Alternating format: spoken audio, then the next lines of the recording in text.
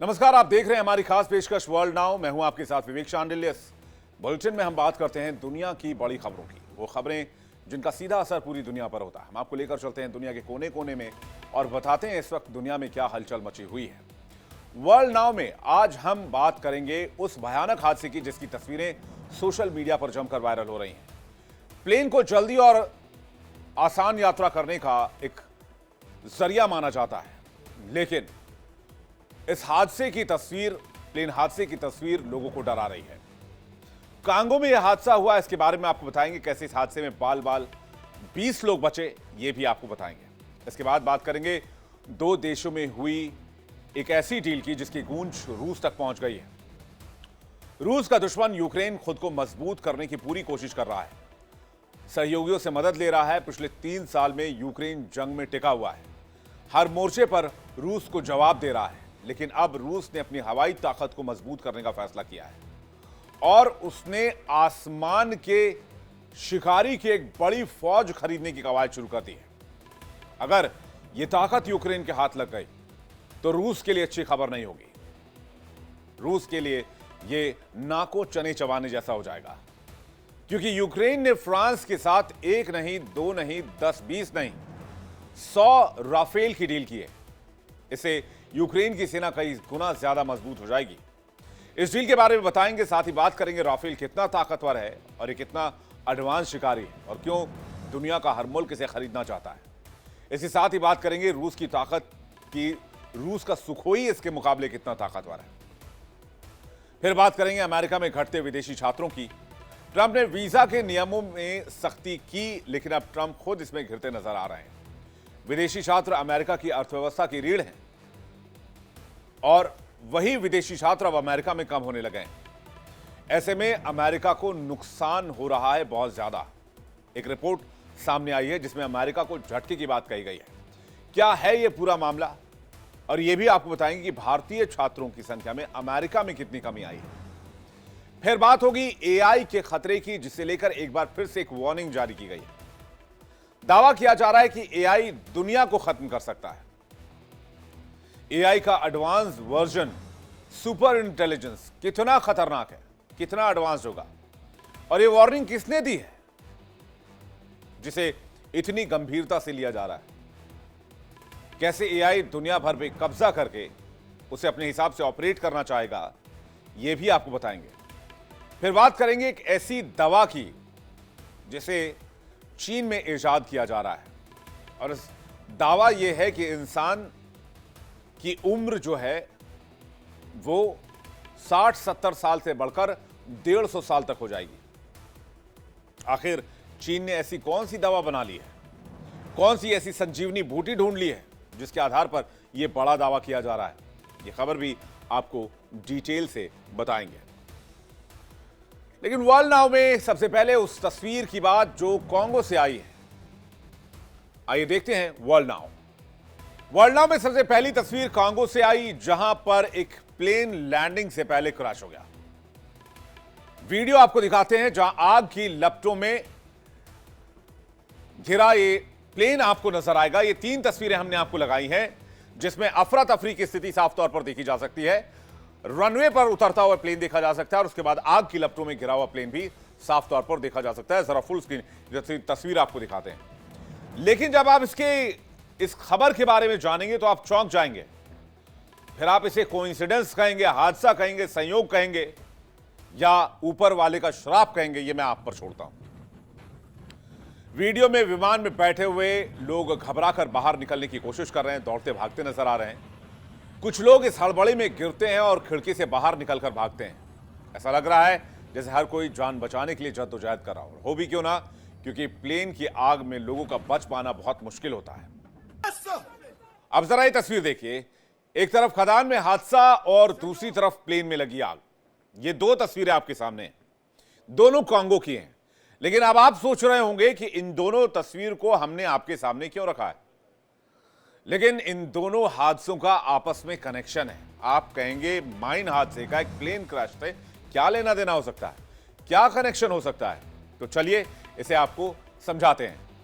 दरअसल कांगो में खदान धंसने के बाद जो हादसा हुआ, वहां 32 मजदूरों की जान चली गई। और इसी हादसे का जायजा लेने के लिए एक चार्टर्ड प्लेन में सवार होकर कांगो के खनन मंत्री अपने प्रतिनिधि मंडल के साथ इस साइट का दौरा करने जा रहे थे, लेकिन एयरपोर्ट पर लैंडिंग के दौरान यह विमान रनवे पर फिसल गया और आग के गोले में तब्दील हो गया।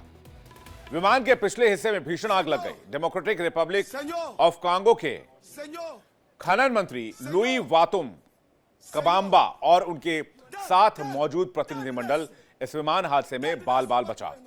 यह तस्वीर देखिए, जब विमान क्रैश हुआ उसके बाद कैसे यह विमान धीरे धीरे आग की लपटों में गिरने लगा और इमरजेंसी एग्जिट से जो पैसेंजर्स थे वो निकलने की कोशिश करते नजर आए। यह दुर्घटना उस वक्त हुई जब राजधानी किंशासा से उड़ान भरकर प्लेन कुलवेजी एयरपोर्ट पहुंचा ही था। यानी मंत्री अभी हादसे वाली जगह पहुंचे भी नहीं थे कि खुद हादसे का शिकार हो गए। एक हादसे का जायजा लेने के लिए जा रहे मंत्री का प्लेन ही हादसाग्रस्त हो गया। गनीमत यह रही कि विमान में सवार 20 यात्रियों को समय रहते बाहर निकाल लिया गया, जिससे एक बड़ा हादसा टल गया। हालांकि विमान इसके बाद पूरी तरीके से जलकर खाक हो गया। जो विमान दुर्घटनाग्रस्त हुआ, इस विमान का नाम एम्बरर ERJ-145 है। यह एक प्राइवेट चार्टर्ड प्लेन था। इस विमान के बारे में भी आपको बताते हैं।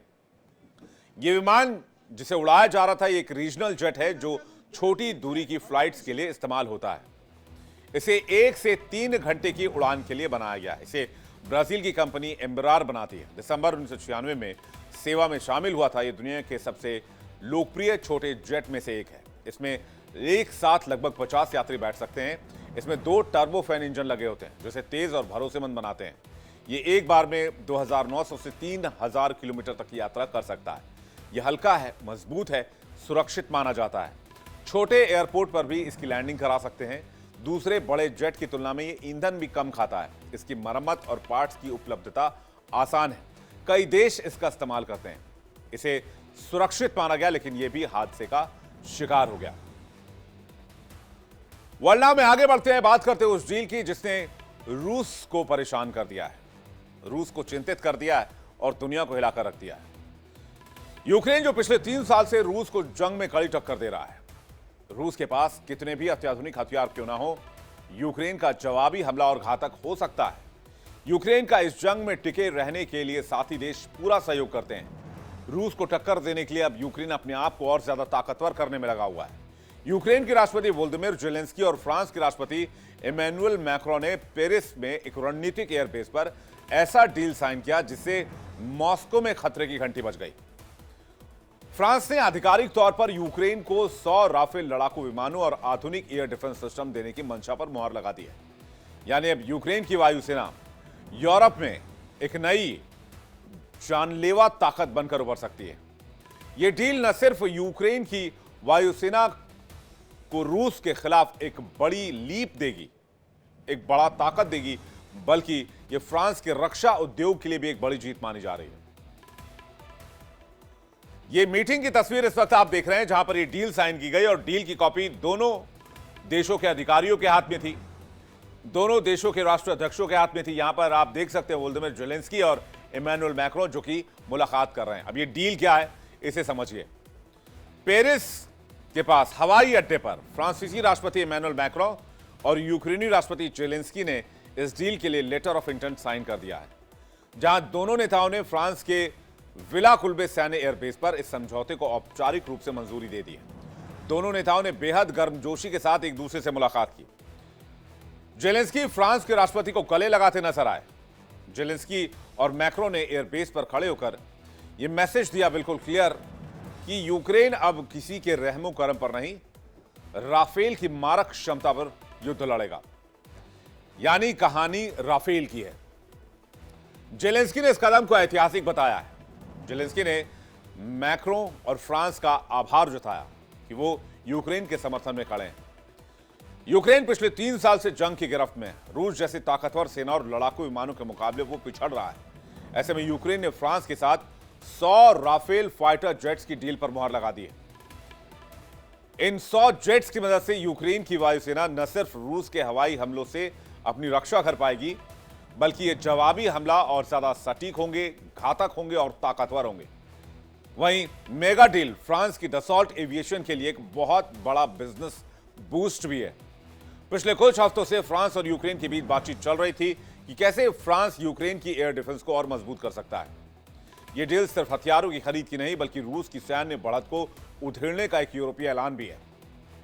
मैक्रोन ने यह करार करके एक बार फिर साबित कर दिया है कि फ्रांस यूक्रेन को सिर्फ कूटनीतिक नहीं बल्कि आक्रामक सैन्य समर्थन देने के लिए तैयार है और इससे जंग की ज्वाला यूरोप की तरफ बढ़ सकती है। इससे यूक्रेन न सिर्फ अब आसमान में मजबूत होगा, फ्रांस पहले ही मिराज लड़ाकू विमान और एस्टर 30 मिसाइलें देने की घोषणा कर चुका है। राफेल सौदा एक 10 साल की रणनीतिक एविएशन पार्टनरशिप का हिस्सा माना जा रहा है। यूक्रेन के पायलटों को राफेल उड़ाने की ट्रेनिंग भी दी जाएगी। विमान ठीक से काम करे, इसके लिए फ्रांस तकनीकी मदद देगा। अब डील क्या हुई है यह जान लीजिए। यूक्रेन ने 100 नए राफेल जेट खरीदने की मंजूरी हासिल कर ली है। यूक्रेन इन विमानों को नई डिलीवरी के रूप में खरीदना चाहता है। राफेल फाइटर जेट अगले 10 साल में मिलेंगे। Under development new generation SAMP-T air defence system भी यूक्रेन खरीदेगा। रेडार सिस्टम और ड्रोन के लिए समझौता भी होगा। ये सिस्टम यूक्रेन को रूसी हमलों से बचाने में मदद करेंगे। लड़ाकू जेट उड़ाने के लिए जरूरी मिसाइल और बॉम्ब भी दिए जाएंगे। छोटे या बड़े ड्रोन जो लड़ाई में मदद करेंगे। यूक्रेन के पायलटों को राफेल उड़ाने की ट्रेनिंग भी दी जाएगी। विमान ठीक से काम करे, इसके लिए फ्रांस तकनीकी मदद भी अलग से मुहैया कराएगा। हालांकि अभी ये लेटर ऑफ इंटेंट है, यानी दोनों देश एक दूसरे की अपनी मंशा पर सहमति दे रहे हैं। अभी फाइनल कॉन्ट्रैक्ट डील नहीं है। डील को अंतिम रूप देने और फंड का इंतजाम करने के लिए बातचीत चल रही है। पैसे कहां से आएंगे यह भी एक बड़ा सवाल है। अभी तक यूक्रेन के पास फ्रांस के राफेल जेट नहीं है। यूक्रेन के पास रूस से मिले कुछ पुराने जेट और कुछ पश्चिमी देशों से मिले फाइटर जेट हैं, लेकिन यह डील उनकी एयरफोर्स को बदल सकते हैं। अब पहला डिलीवरी अगले कुछ 3-1 सालों में आने की उम्मीद है। राफेल जेट्स की डिलीवरी पूरी तरह से 2035 तक पूरी कर ली जाएगी। इतनी बड़ी संख्या में एडवांस जेट्स यूक्रेन के लिए कई मायने रखते हैं। 100 राफेल जेट्स यूक्रेन को रूस के खिलाफ हवा में बड़ी बढ़त दिला सकते हैं, ताकत दिला सकते हैं। फ्यूचर में इस तरह की जंग ना हो, यह डेटरेंस का एक माइलस्टोन बन सकते हैं। और कहते हैं राफेल Su-35 जैसे जेट्स का मुकाबला करने में पूरी तरीके से सक्षम है।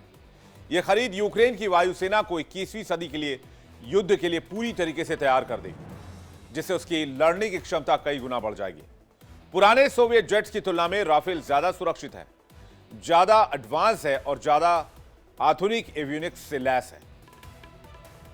यूक्रेन पर रूस द्वारा फरवरी 2022 में हमला किए जाने के बाद जेलेंस्की का यह पेरिस की 9वीं यात्रा है। उनकी फ्रांस के साथ समझौते का मकसद यूक्रेन की सुरक्षा और यूक्रेन की स्थिति को मजबूत करना है, क्योंकि उनके देश के ऊर्जा बुनियादी ढांचे पर रूस लगातार अटैक कर रहा है। फ्रांस ने पहले यूक्रेन को मिराज जेट दिए थे, लेकिन राफेल की डील पहली बार की जा रही है। आइए आपको राफेल की तस्वीर भी दिखाते हैं। फ्रांस का राफेल आज दुनिया के सबसे खतरनाक और भरोसेमंद 4.5 generation multi role fighter jet में गिना जाता है। राफेल एक ऐसा विमान है जो हवा में लड़ सकता है, हवा से जमीन पर मार कर सकता है और समुद्र के ऊपर भी ऑपरेशंस कर सकता है, यानी इसे हर तरह की लड़ाई में इस्तेमाल किया जाता है। राफेल डसॉल्ट एविएशन द्वारा डिजाइन किया गया एक लड़ाकू विमान है। इस लड़ाकू विमान को हर देश की वायुसेना अपने पास रखना चाहती है। इसे खरीदने वालों की कतार इतनी लंबी हो गई है कि इसे पाने के लिए 3 साल तक का इंतजार करना पड़ रहा है। आइए आपको बताते हैं राफेल को आसमान का सिकंदर क्यों कहते हैं और ये कितना खतरनाक और एडवांस है। एक उड़ान में air to air, air to ground, recon, nuclear strike करने में सक्षम है राफेल। इसे ओमनी रोल फाइटर जेट कहा जाता है। राफेल में हवा में ही रिफ्यूलिंग हो सकती है। इसे रिफ्यूल करने के लिए वापस ग्राउंड पर आने की भी जरूरत नहीं है। इसकी स्पीड सुपरसोनिक है। राफेल की रफ्तार 2200 किलोमीटर प्रति घंटा है। राफेल की फुर्ती भी गजब की है। यह दुश्मनों को चकमा देने में माहिर है। इसकी रेंज 3700 किलोमीटर है।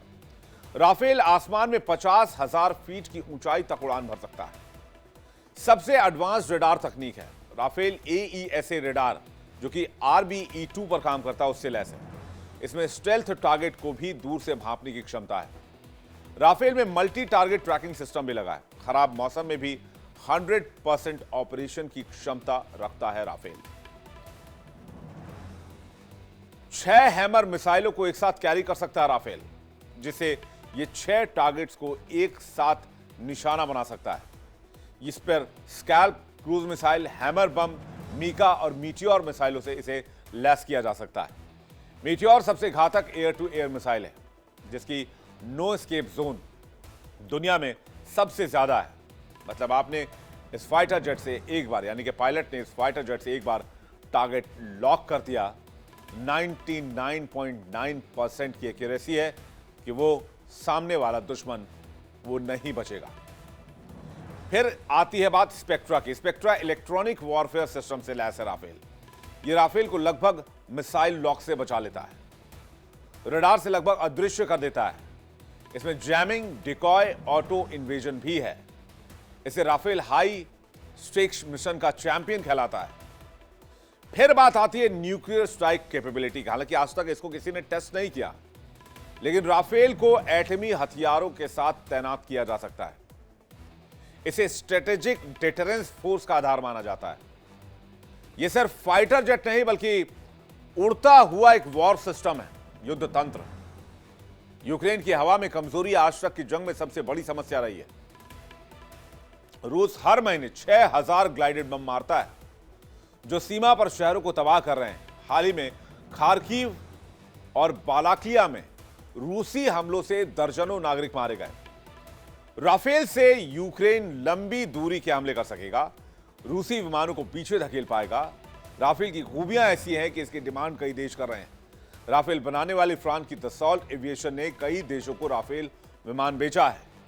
दसॉल्ट कंपनी के पास अब फ्रांस, भारत, इंडोनेशिया और सर्बिया जैसे देशों से कुल 533 विमानों के ऑर्डर मिले हुए हैं, और उनमें से 300वां राफेल फाइटर जेट बना लिया गया है। अमेरिकी F-35 स्टेल्थ फाइटर जेट के बाद शायद राफेल पिछले 2 दशकों में सबसे ज्यादा बिकने वाला फाइटर जेट बन गया है। अब आपको बताते हैं कि कौन कौन से देशों के पास आज की तारीख में राफेल मौजूद है। तो आसमान का ये शिकारी हमारे हिंदुस्तान के पास भी है। फ्रांस से राफेल खरीदने वाला पहला देश है मिस्र। 2015 में मिस्र राफेल का इंटरनेशनल कस्टमर बना। पहला ऑर्डर 24 विमानों का दिया गया था, मिस्र ने दिया था। फिर बारी आती है कतार की। 2015 में कतार ने 25 राफेल खरीदने की डील की फ्रांस के साथ। 2019 में कतार को पहला राफेल डिलीवर हुआ। फिर बात आती है भारत की। भारत ने 2016 में 36 राफेल का बड़ा ऑर्डर दिया। करीब 59,000 करोड़ रुपए का समझौता हुआ था। पहली डिलीवरी 2020 में शुरू हुई और 2022 तक भारत को 36 राफेल मिल चुके हैं। फिर बारी आती है ग्रीस की। 2020 में ग्रीस ने 18 राफेल जेट्स खरीदने का फैसला किया। इन विमानों की डिलीवरी 2022 में शुरू कर दी गई थी। फिर बारी आती है क्रोएशिया की। 2021 में क्रोएशिया ने 12 विमानों का ऑर्डर दिया। डिलीवरी 2023 से शुरू कर दी गई। फिर बारी आती है यूएई की। यूएई ने सबसे ज्यादा अब तक का 80 राफेल लड़ाकू विमान खरीदने का डील फ्रांस के साथ इसने साइन की, और कहते हैं कि 2025 में पहला विमान हैंडओवर कर दिया गया। फिर बारी आती है इंडोनेशिया की। 2022 में फ्रांस से राफेल विमान खरीदने के लिए बातचीत चली। 42 लड़ाकू विमान खरीदने के लिए इंडोनेशिया ने फ्रांस के साथ समझौता किया। कुछ विमानों की डिलीवरी शुरू भी हो चुकी है। फिर बारी आती है सर्बिया की। फ्रांस से 12 राफेल लड़ाकू विमान खरीदने के लिए समझौता किया सर्बिया ने। डील अगस्त 2024 में पक्की हो गई थी। राफेल को पहली बार 2004 में फ्रांसीसी नौसेना और 2 साल बाद फ्रांसीसी वायुसेना के साथ ऑपरेशनल किया गया। इसे कई बार अपग्रेड किया जा चुका है। इसका लेटेस्ट वर्जन स्टैंडर्ड F5 2030 में आएगा। अब यूक्रेन ने राफेल की डील की है, लेकिन इसके लिए, इस मेगा डील के लिए यूक्रेन के सामने कई बड़ी चुनौतियां भी हैं। यह अरबों डॉलर की डील है। इतनी बड़ी खरीद के लिए अब फंडिंग कहां से आएगा? यूक्रेन के पास क्या इतने पैसे हैं? यह एक बड़ा सवाल है, क्योंकि सिर्फ एक फाइटर जेट की कीमत 90 मिलियन यूरो के करीब है, यानी कि तकरीबन 673 करोड़ रुपए। लेकिन इस विमान में लगने वाले हथियार, सिम्युलेटर, ट्रेनिंग मिलाकर एक फाइटर जेट की कीमत हो जाती है करीब 1600 करोड़ रुपए। और यूक्रेन की हालत ऐसी नहीं है, रूस के साथ लड़ाई में उसकी इकोनॉमी ध्वस्त हो चुकी है। इसलिए हो सकता है कि पश्चिमी देशों से आर्थिक सहायता या फिर कर्ज लेकर इस रकम को पूरा किया जाए, क्योंकि पूरी रकम का इंतजाम अभी तय नहीं है। संभावना है यूरोपीय देश और कुछ उसके सदस्य देश इसे फंड कर सकते हैं। फ्रांस ईयू प्रोग्राम और रूस के फ्रीज्ड एसेट्स से पैसे देगा। फ्रांस या दूसरे देश सीधे भी फंडिंग कर सकते हैं या कर्ज दे सकते हैं ताकि यूक्रेन ये विमान खरीद पाए। यूक्रेन भी को प्रोडक्शन पर विचार कर रहा है ताकि वो खुद जेट बना पाए। यूक्रेन अपने हवाई बेड़े को ताकतवर बनाने में लगा हुआ है और रूस अपनी घातक फाइटर जेट से यूक्रेन को तबाह कर रहा है। रूस के पास फाइटर जेट्स की सबसे बड़ी फ्लीट Su-27 की है।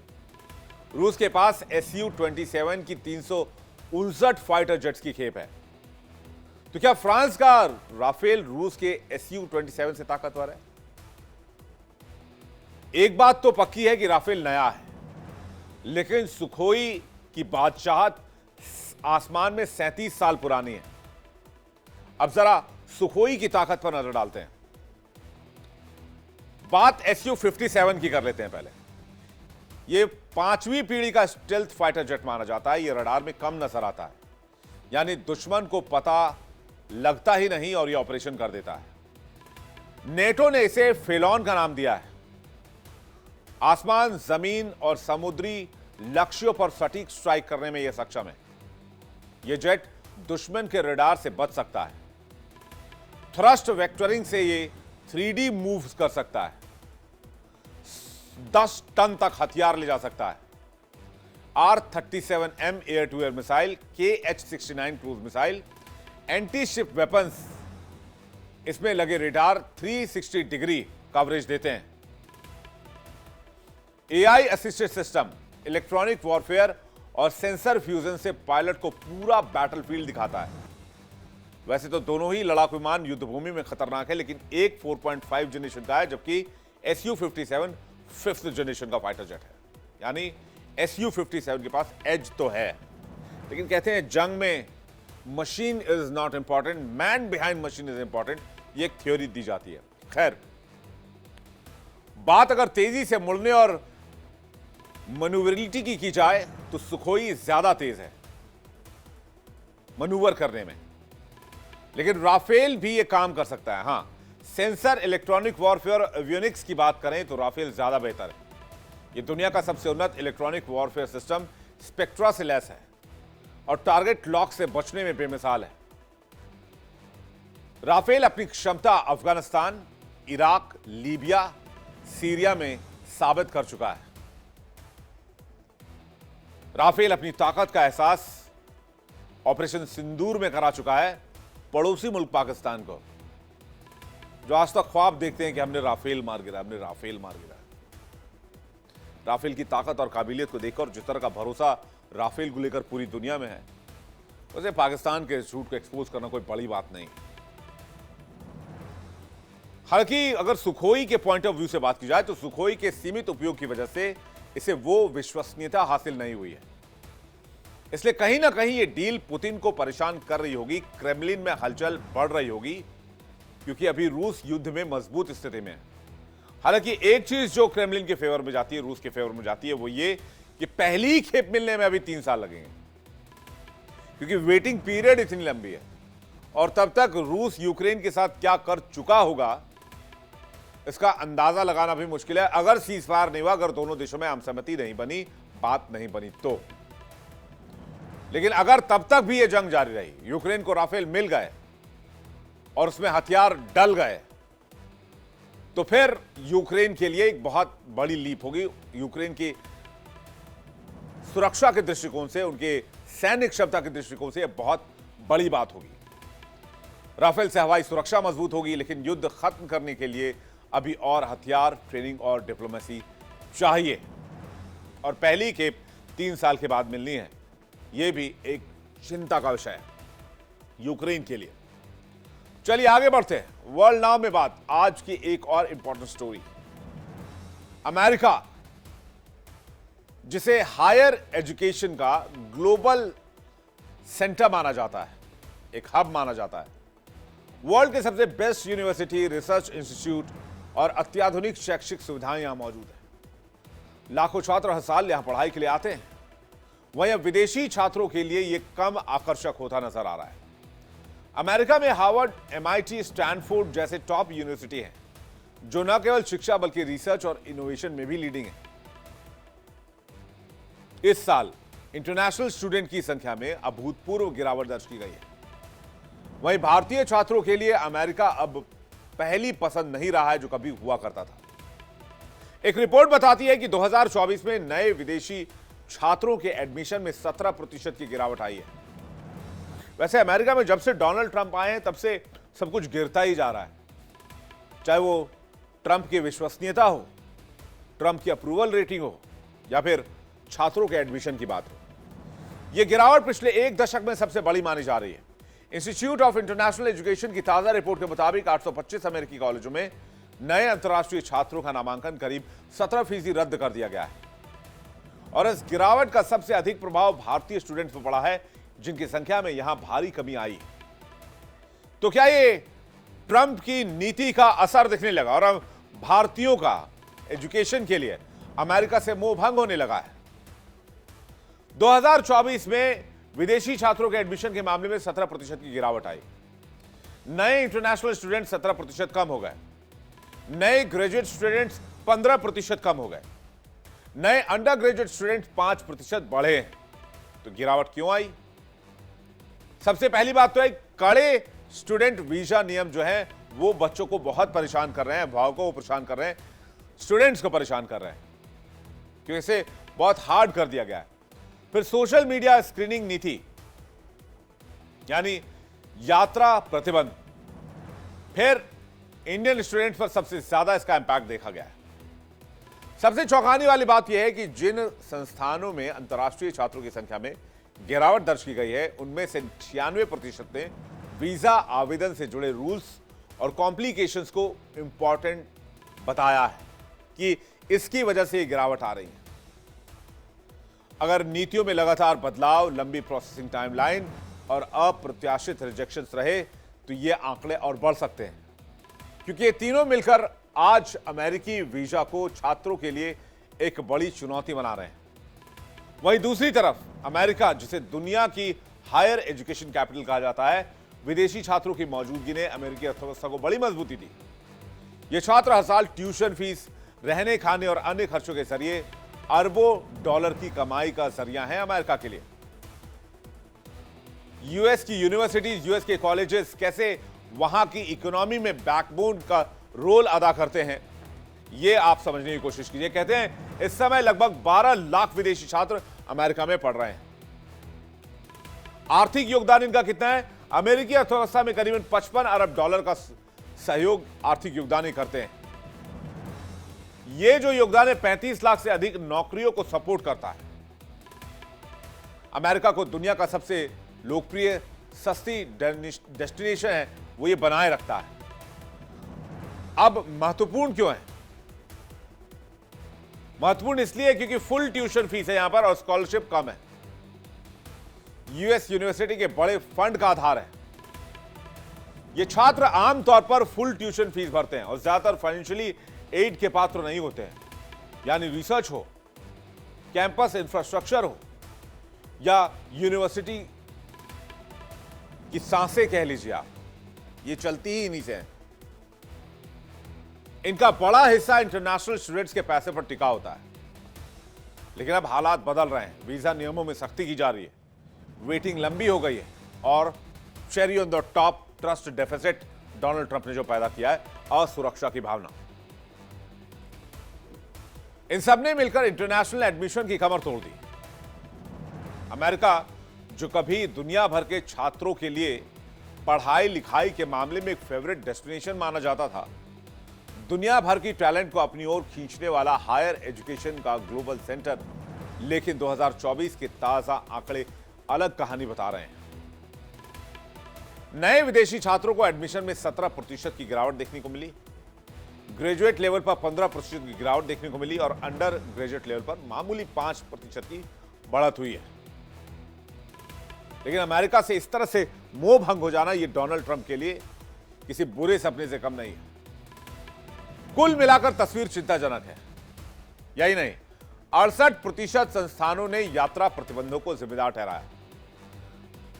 विदेशी छात्रों की पहली और सबसे बड़ी चिंता बन चुकी है यही बात, अमेरिका का अनिश्चित और कठोर वीजा सिस्टम।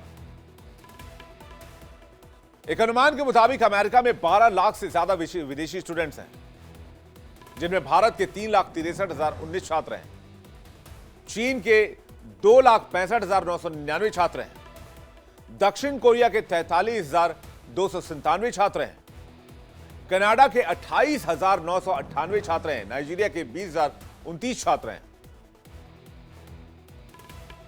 नई ओपन सोर्स 2025 डेटा की माने तो भले ही अमेरिकी संस्थानों में 12 लाख से ज्यादा विदेशी छात्र पढ़ रहे हैं, लेकिन इस साल नए दाखिलों में 17% की गिरावट भी आ गई है। यह भी उतनी ही बड़ी सच्चाई है। यह रिपोर्ट चेतावनी देती है कि अगर वीजा सिस्टम में व्यापक सुधार नहीं हुआ तो अमेरिका अपने सबसे बड़े एजुकेशन मार्केट को लूज कर सकता है और इसका सीधा असर यूनिवर्सिटी के कैंपस पर, कमाई पर और अमेरिका की इकोनॉमी और इकोसिस्टम पर होगा। अब आपको बताते हैं भारतीय छात्रों के लिए अमेरिका का वीजा प्रोसेस क्यों चुनौती बना है। भारतीय छात्रों में पहली चिंता यह है कि यूएस का वीजा प्रोसेस जो है वो बहुत कॉम्प्लिकेटेड कर दिया गया है, जिसमें लंबी वेटिंग, कड़े इंटरव्यू और बढ़ती डॉक्यूमेंटेशन और अनिश्चित और जटिल प्रक्रिया शामिल है। भारत से हर साल हजारों छात्र अमेरिका में पढ़ाई करने का सपना लेकर निकलते हैं, लेकिन 2025 में यह सपना पहले से ज्यादा महंगा भी हो गया और कठिन भी हो गया है। इसका मुख्य कारण यह है कि बहुत लंबी वेटिंग लिस्ट है, इंटरव्यूज बहुत बढ़ते जा रहे हैं और इसी के साथ साथ महंगाई भी बढ़ रही है और साथ ही साथ रिजेक्ट होती फाइलें, बढ़ता रिजेक्शन रेट। अमेरिका का स्टूडेंट वीजा कैसे मिलता है यह जरा जानिए। पूरी दुनिया में अमेरिका कैसे स्टूडेंट वीजा बांटता है। अमेरिका का वीजा प्रोसेस कई चरणों से गुजरता है। पहले यूनिवर्सिटी का I-20 फॉर्म भरा जाता है, फिर SEVIS शुल्क लगाया जाता है, फिर ऑनलाइन DS-160 आवेदन दिया जाता है और आखिरी में जाकर दूतावास में इंटरव्यू होता है। लेकिन इन सभी चरणों के बीच सबसे बड़ी चुनौती है इंटरव्यू की महीनों लंबी वेटिंग। कई छात्र बताते हैं कि आज ऐसी स्थिति है कि छोटी सी दस्तावेज पर गलती पर तुरंत रिजेक्शन कर दिया जाता है। कई बार 2 बार इंटरव्यू देना पड़ता है और सुरक्षा जांच में पहले से कहीं ज्यादा सवाल के जवाब देने पड़ते हैं। इससे वीजा प्रक्रिया लंबी है, महंगी है और मानसिक रूप से थकाने वाली होती है। महंगी वीजा फीस भी छात्रों पर बड़ा बोझ है। यही वजह है कि भारतीय संख्या बड़ी मात्रा में कम हो रही है पढ़ाई के मामलों में, खासकर कनाडा में, ब्रिटेन में, ऑस्ट्रेलिया में, अमेरिका में, यूरोप में और बाकी के विकल्पों को तलाश करने की कोशिश की जा रही है। एक्सपर्ट्स का मानना है कि लगातार बढ़ते रिजेक्शन और अपॉइंटमेंट संकट के चलते अमेरिका में भारतीय छात्रों के नामांकन में गिरावट दर्ज की गई है। कई लोग पारदर्शिता बढ़ाने के लिए वीजा रिजेक्शन पर अपील सिस्टम की मांग भी कर रहे हैं। अमेरिका भले ही दुनिया का सबसे बड़ा शिक्षा का केंद्र हो, लेकिन उसका अनिश्चित वीजा सिस्टम भारतीय छात्रों के सपनों और भविष्य दोनों पर भारी पड़ रहे हैं। यानी अगर अमेरिका अपने वीजा नियमों को आसान नहीं करता है तो भारतीय छात्रों का रुझान दूसरे देशों की ओर तेजी से बढ़ेगा, इससे कोई डाउट नहीं है। कहते हैं H1 वीजा लेने में भारतीय नंबर 1 है। भारत के 73% लोग H1 वीजा लेते हैं। चीन के 12% और फिलीपींस के 1%, कनाडा के 1%, दक्षिण कोरिया के 1% और अन्य 12% के आसपास वो वीजा लेते हैं यहां पढ़ाई के लिए। इधर H1B वीजा पर डोनाल्ड ट्रंप के रुख में भी बदलाव आया है। कई सालों से विदेशी प्रोफेशनल्स, खासकर भारतीय IT टैलेंटेड के खिलाफ सख्त स्टैंड लेने वाले अब ट्रंप ने यू टर्न मार दिया है। एक इंटरव्यू के दौरान ट्रंप ने कहा कि अमेरिका को टैलेंट की जरूरत है और जो विदेशी लोग यहां काम करने के लिए आए हैं वो हमारी अर्थव्यवस्था को मजबूत कर रहे हैं, आगे बढ़ा रहे हैं। ट्रंप के इस बयान ने पूरी बहस को ही मोड़ दिया, नई दिशा दे दी कि अरे ये डोनाल्ड ट्रंप ने क्या कह दिया। कल तक तो वो H-1B वीजा का विरोध कर रहे थे, आज कह रहे हैं हमें विदेशी कामगार, विदेशी लोग चाहिए जो अमेरिका को बना रहे हैं। क्योंकि 2017 से 2020 के बीच ट्रंप प्रशासन H-1B वीजा को दुरुपयोग कहकर लगातार संदेश देता रहा है। कड़े इंटरव्यू, लंबी वेटिंग और रिजेक्शन रेट बढ़ने से लाखों भारतीय प्रोफेशनल प्रभावित हुए हैं। लेकिन अब अमेरिका में टेक सेक्टर में कमी, स्टार्टअप्स में तेजी, हाई स्किल्ड वर्कर्स की कमी, इसकी मांग को देखते हुए डोनाल्ड ट्रंप ने आदेश दिया है कि अमेरिका को ब्रेन चाहिए और ग्लोबल टैलेंट इसका सबसे बड़ा इंजन है। अब सवाल यह है कि ट्रंप की नई रणनीति है क्या वाकई विदेशी स्किल्ड वर्कर्स को राहत मिलेगी, या फिर ट्रंप एक बार फिर से झूठ बोल रहे हैं, एक बार फिर से फेंक रहे हैं। इस पर हमारी नजर बनी रहेगी। चलिए आगे बढ़ते हैं, बात करते हैं वर्ल्ड नाउ में भविष्य के उस खतरे को लेकर जिसे लेकर आज से चिंतित होना बहुत जरूरी है। आजकल एक शब्द हर जगह छाया हुआ है, एआई, आर्टिफिशियल इंटेलिजेंस, यानी मशीनों की वो क्षमता जो इंसानों की तरह सोचे, समझे और फैसले ले। पिछले कुछ सालों में एआई सिर्फ टेक कंपनियों का टूल बनकर रही, बल्कि हमारी रोजमर्रा की दुनिया की जरूरत का हिस्सा भी बन चुकी है। हम हर दिन एआई का इस्तेमाल कर रहे हैं। अक्सर बिना जाने, बिना सोचे आपका स्मार्टफोन, आपकी आवाज पहचानने वाला आर्टिस्ट, असिस्टेंट, यहां तक कि आपके सोशल मीडिया की फीड सब एआई से चलती होगी। मैं आपको एक छोटा सा एग्जांपल देता हूं, बड़ा मजा आएगा आपको। अब जरा इस रोबोट की आप फुल स्क्रीन तस्वीर देखिए, कैसे ये घर के काम निपटा रहा है। फिर मैं आपको सुनाता हूं एक बहुत इंटरेस्टिंग कहानी।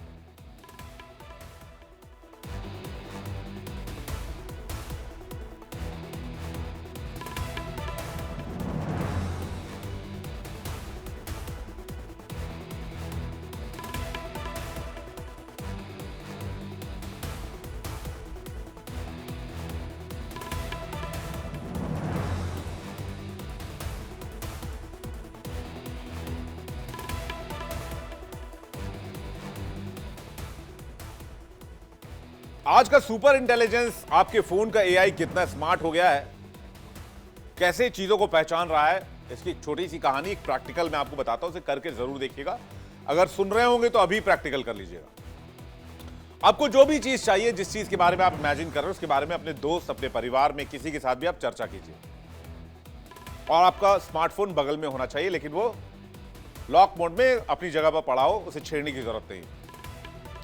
आप देखेंगे कि आपने एसी की बात की, या फ्रिज की बात किया, टीवी की बात किया, नई कार की बात की, या नए स्मार्टफोन की बात की, ईयरफोन की बात की, हेडफोन की बात की, आयरन की बात की, एयर फ्रायर की बात की, गैस स्टोव की बात की, माइक्रोवेव की बात की, प्रेशर कुकर की बात की, कि कोई भी एक टॉपिक, कोई भी चीज। आपने फ्लाइट टिकट की बात की, कहीं घूमने की बात की। आप जैसे ही ये चर्चा करेंगे, आप देखेंगे कि आपके स्मार्टफोन में वो एडवर्टीजमेंट आपको दिखने लग जाएंगे। और आप यकीन ना हो तो आप इस प्रैक्टिकल को अभी आजमा लीजिए। बस आपका स्मार्टफोन चुपचाप बगल में पड़ा होना चाहिए। तो ये एआई का कमाल है, और ये अब तेज हो गया, बहुत तेज हो गया। पहले ये चीजें कम थी, लेकिन अब एआई की वजह से और फास्ट होता जा रहा है, क्योंकि सब एआई के फीड से चल रही है। आपकी फीड में जो वीडियो आ रहा है, आपका नेविगेशन, आपका कैमरे का पोर्ट्रेट मोड, सब एआई से चल रहा है। या आपकी पसंद समझता, आपकी आवाज सुनता है, उसी के हिसाब से आपको कंटेंट दिखाता है, उसी के हिसाब से आपको ऐड भी दिखाता है।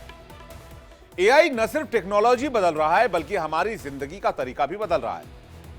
हर सेक्टर में आज एआई का इस्तेमाल है। सवाल बस इतना है कि हम इसे कैसे इस्तेमाल करते हैं।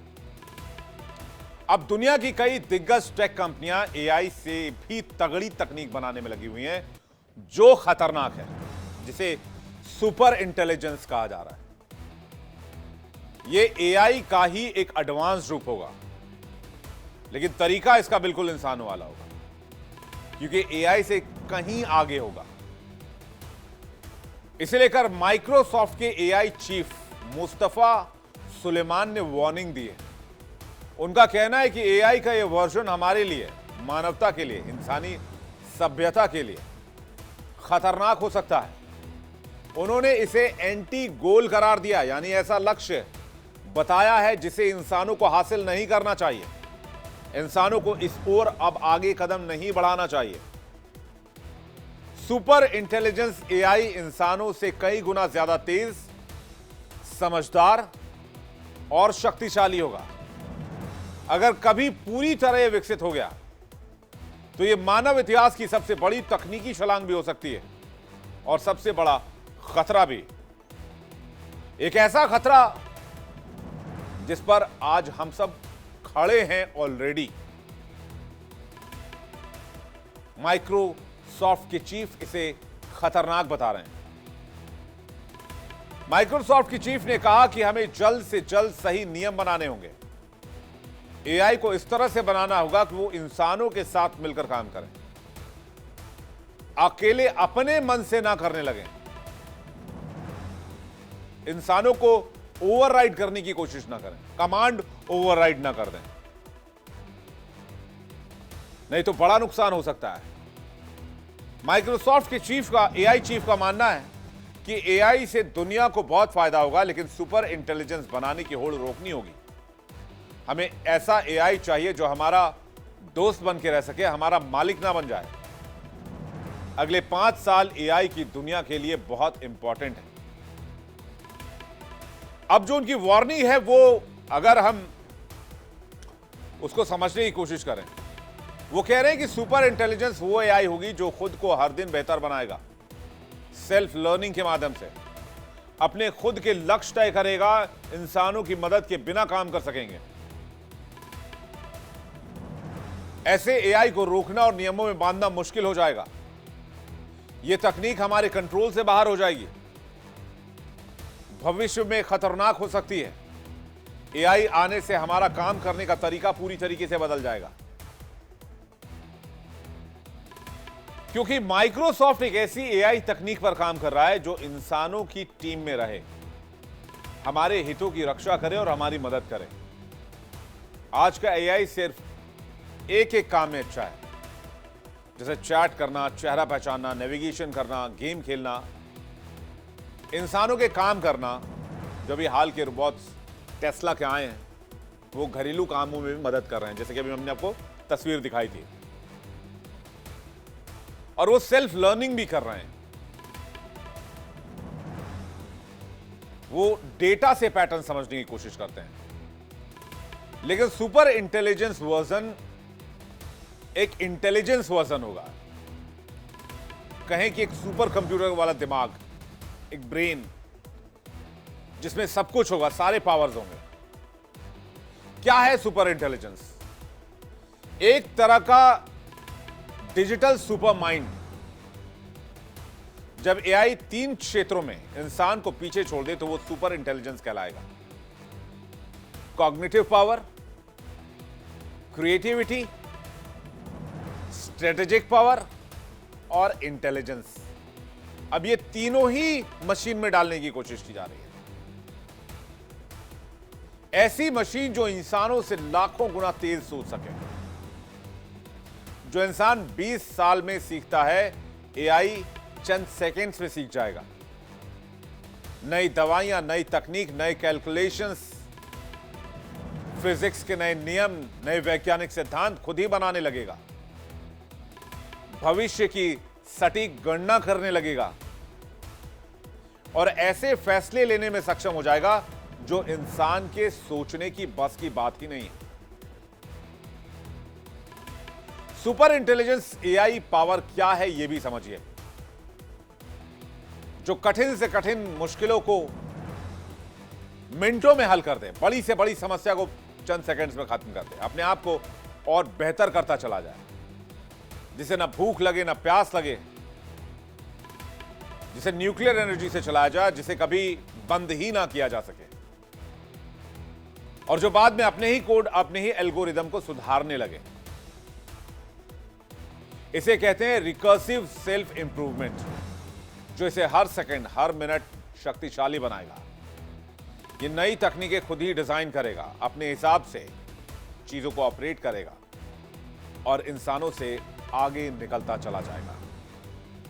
ये बिना थके काम करेगा, बिना रुके काम करेगा, बिना भूख के, बिना प्यास के, बिना बीमार पड़े काम करेगा।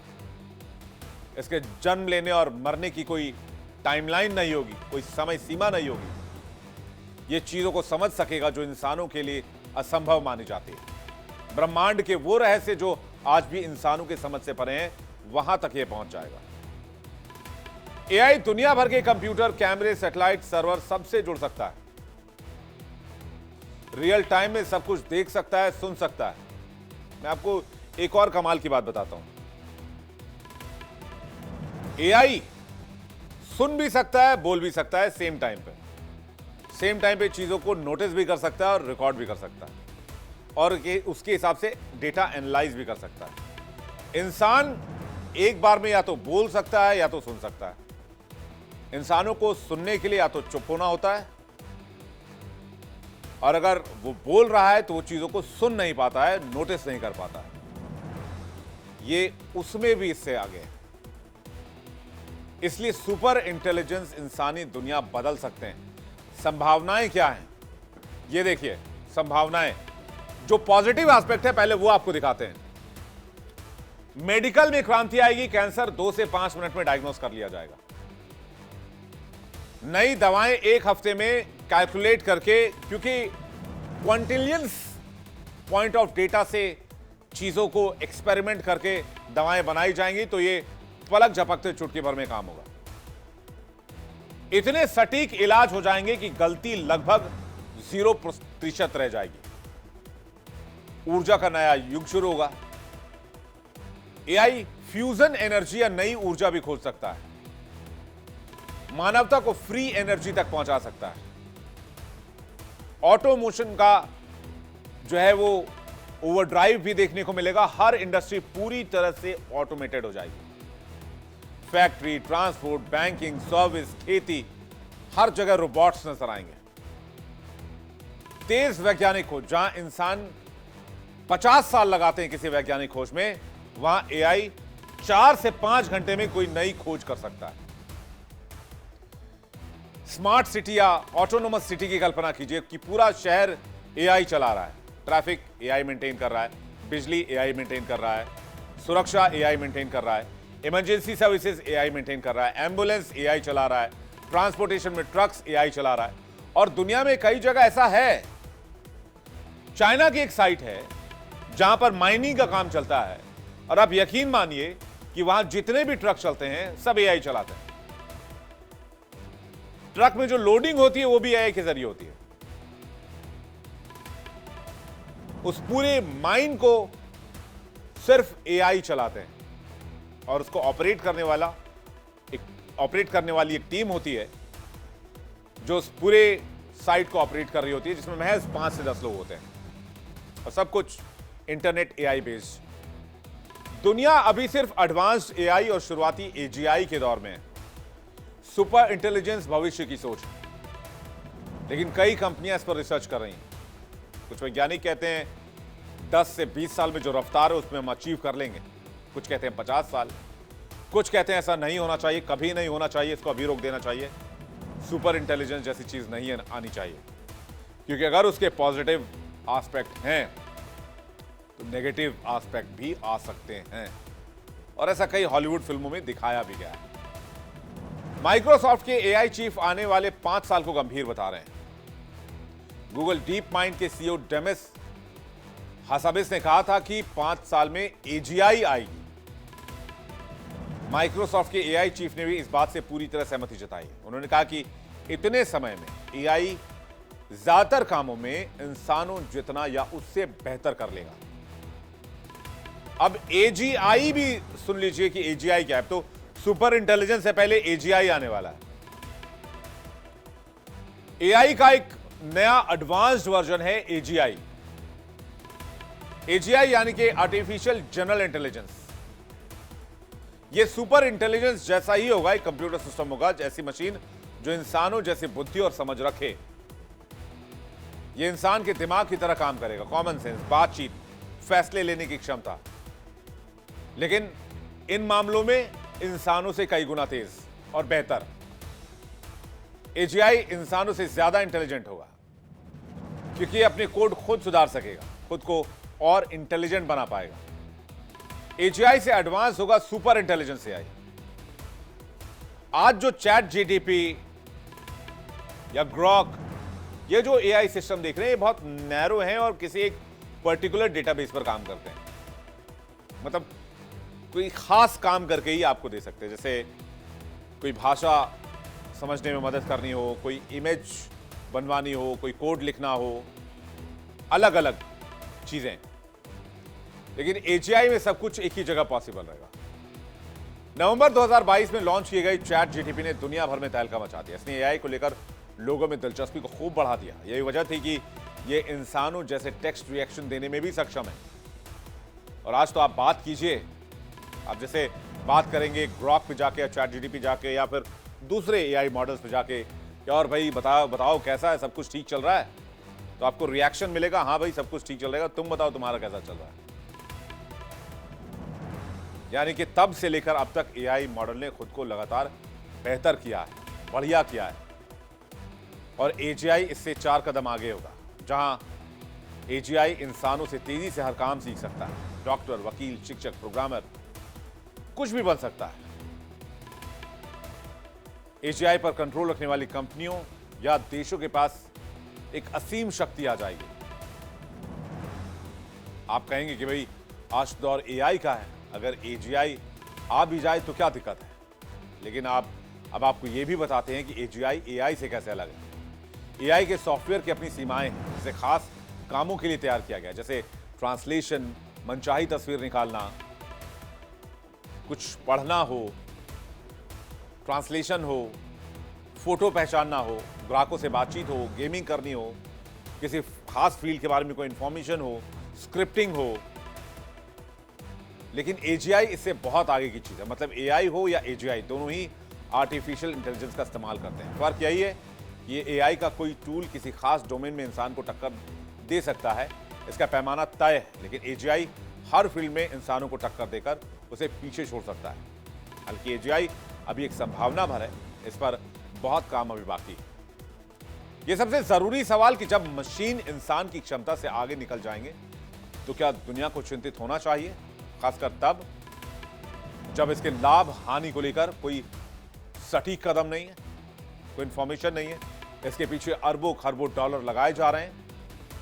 अगर इंसान की तरह मशीनें सोचने समझने लगे, काम करने लगे, तो फिर इंसानों के सोचने समझने की ताकत कम होती चली जाएगी। इसलिए इस वार्निंग को दुनिया कैसे देख रही है, कैसे लेती है, ये बहुत इंपॉर्टेंट होगा आने वाले समय में देखना। वर्ल्ड नाउ में बात करेंगे उस संजीवनी की जो इंसान की उम्र बढ़ा सकती है। क्या ऐसा मुमकिन है? क्या ऐसी कोई दवाई है जिससे इंसान की उम्र बढ़ जाए? आप कहेंगे आज के मार्केट में कई सी दवाइयां जो इंसानों की उम्र बढ़ा सकती है, पर मैं आपसे अगर कहूं कि क्या इंसान 150 साल तक जिएंगे, तो आप सुनकर हैरान हो जाएंगे। आप कहेंगे ऐसा मुमकिन नहीं है, ऐसी कौन सी दवाई है? आज के दौर में इंसान की औसत उम्र 65 से 70 साल ही रह गई है। लेकिन चीन के वैज्ञानिकों ने एक ऐसी दवाई ढूंढी है जो 150 साल तक जीवन का दावा कर रही है। एक ऐसी गोली बनाने का दावा किया है जो न सिर्फ इंसानों की उम्र लंबी करेगी बल्कि बुढ़ापे को भी डीले कर देगी, यानी anti ageing pill. Bio science startup Shenzhen based startup है जो कि इस गोली को बनाने का दावा कर रही है, जो कह रही है इसे खास तौर पर लंबी उम्र के लिए बनाया गया है। इस कंपनी के मुख्य अधिकारी आईपी जू का कहना है कि यह गोली शरीर में मौजूद ज़ॉम्बी सेल्स को निशाना बनाती है। ज़ॉम्बी सेल्स यानी वो ओल्ड सेल्स होती हैं जो अब विभाजित नहीं होती और शरीर में सूजन बनाए रखती हैं और बुढ़ापे के लक्षणों को बढ़ावा देती हैं। यह खोज 2021 में नेचर मेटाबॉलिज्म जर्नल में छपी एक स्टडी के आधार पर आधारित है। उसमें चूहों पर परीक्षण किया गया। नतीजा यह हुआ कि दवा लेने वाले चूहों की जिंदगी औसतन 9% ज्यादा लंबी हो गई। अगर इलाज शुरू होने के बाद की उम्र गिने तो ये 64.2% ज्यादा थी। कंपनी के सीईओ यिप ज़िको ने इस गोली को लॉन्जिविटी साइंस का होली ग्रेल कहा है। उन्होंने कहा कि स्वस्थ जीवन शैली के साथ मिलकर 150 साल जीना कुछ सालों में मुमकिन हो जाएगा। अपनी अब इस तकनीक को इंसानों के लिए गोली के रूप में यह कंपनी तैयार कर रही है, लेकिन दूसरे वैज्ञानिक सतर्क हैं इस मामले में कि इसका दुष्प्रभाव भी हो सकता है। हाल में चाइना में जब विक्ट्री डे परेड हुई थी, तब किम जोंग उन, पुतिन और साथ साथ शी जिनपिंग वॉक कर रहे थे। तब कैमरे में एक बातचीत रिकॉर्ड हुई थी जिसमें पुतिन और शी जिनपिंग, जो कि चाइनीज प्रेसिडेंट हैं, वो 150 साल तक जीने की बात कर रहे थे। और अब चाइना से आ रही ये खबर कि एक गोली बनाई गई है जो 150 साल तक इंसानों को जिंदा रख सकती है। कहीं ना कहीं डॉट्स कनेक्ट हो रहे हैं। वर्ल्ड नाउ में फिलहाल इतना ही। बारी आज के सवाल की। आज का सवाल है, न्यूजीलैंड के पीएम का नाम क्या है? आपके ऑप्शंस हैं ए क्रिस्टोफर लक्सन, बी डेविड सिमोर। सही जवाब भेजिए व्हाट्सएप पर 72407 पर। सही जवाब देने वाले लकी विजेता को मिलेगा शानदार इनाम। और अब बारी है कल पूछे गए सवाल का जवाब देने वाले विनर के नाम का ऐलान। कल पूछे गए सवाल का सही जवाब दिया है सुमित खरवाल, कांगड़ा हिमाचल प्रदेश से आते हैं। सुमित, आपको बहुत बहुत बधाई, बहुत बहुत बधाई आपको। आप जीत चुके हैं इंडिया डेली की तरफ से शानदार इनाम, शानदार तोहफा। जल्दी आपको आपके एड्रेस पर भेज दिया जाएगा। वर्ल्ड नाउ में फिलहाल इतना ही। इंडिया डेली पर खबरें लगातार जारी हैं, लेकिन आपको बताते हैं इंडिया डेली अब आपके स्मार्ट टीवी पर भी मौजूद है। इंडिया डेली 24/7 अब आप देख सकते हैं अपने स्मार्ट टीवी पर लाइव और लगातार।